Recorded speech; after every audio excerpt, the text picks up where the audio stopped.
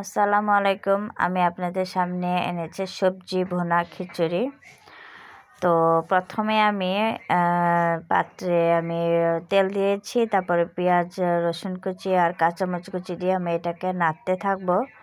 নাড়ার পরে আমি হালকা একটু বাদামি রং দেওয়ার পর আমি আমার সবজিগুলো দিয়েছি, আমার পছন্দের সবজিগুলো। আপনারা পছন্দের সবজিগুলো দিয়ে দিবেন।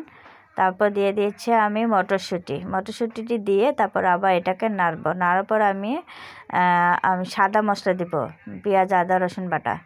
তারপরে আমি ডাল দিয়ে দিয়েছি, মশার ডাল, সাথে আপনার খেসারির ডাল অ্যাড করতে পারেন, এবার অ্যাঙ্কার ডাল অ্যাড করতে পারেন, আপনাদের খুশি।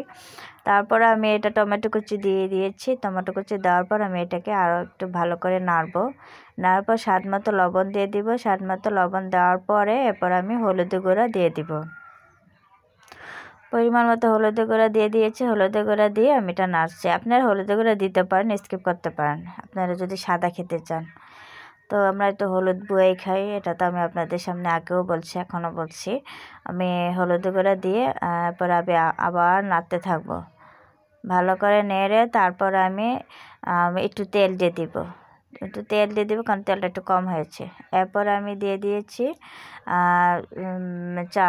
চালটা যে ঝরা দেওয়ার ছিল, এই চালগুলো আমি দিয়েছি 2 পটের চাল। তো আমি 1 কেজি করিনি, কারণ হলো আমরা মানুষ আসলে কম, সে কারণে আমি 1 কেজি দেওয়া হয় না। আমি 2 পটে আমি চাল দিয়েছিলাম। তো 2 পটের চাল দিলে আমরা এটাকে 4 পটের আমরা পানি দেবো, মানে আধা কেজির চাল দিলে 1 কেজি পানি দিব। তো আমরা এটাকে ভাজা করার পর আমি 1 কেজির মতো পানি দিচ্ছি। 1 কেজির মতো পানি দেওয়ার পর এটাকে আমি নাড়বো। আর আমি সবজির মধ্যে দিয়েছি ফুলকপি, সিম, আলু, গাজর, মটরশুঁটি। আপনারা পারলে এটার সাথে আপনারা অন্যান্য সবজি দিতে পারেন, এটা আপনাদের খুশি। আমার বোন এটা দেখছে এটা লবণ হয়েছে কিনা। তো আমি আমার বোন তো এই চ্যানেলটা চালাই, আমি আগেও শেয়ার করছি, এখনও শেয়ার করছি, ভয়েসটা আমার।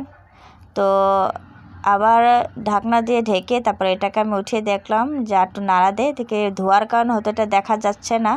আমি একটু নাড়ছি, নাড়ার পর এটাকে ঢাকনা দিয়ে দমে রেখে দেব, কারণ এটা আরটু হবে, আমরা এটা মাঝখানে উঠাতে হবে, এটা একটু নাড়তে হবে, নাহলে এটা অর্ধেক সাদা হয়ে যাবে। তারপর হয়ে গেলো আমার ভুনা খিচুড়ি।